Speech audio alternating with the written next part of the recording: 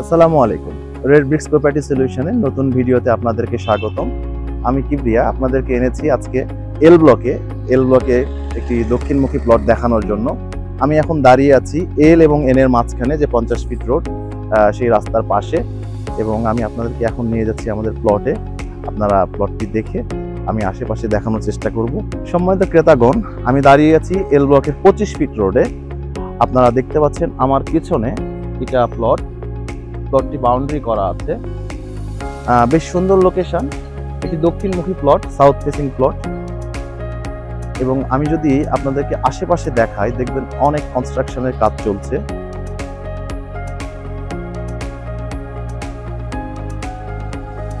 সোজা এই পাশটা হলো 130 ফিট রোড, এই 25 ফিট দিয়ে লেগেছে 130 ফিটে, এবং অপোজিট দিকে এই পাশে রয়েছে 50 ফিট রোড, যেটি প্লট থেকে 3টা প্লট পড়ে।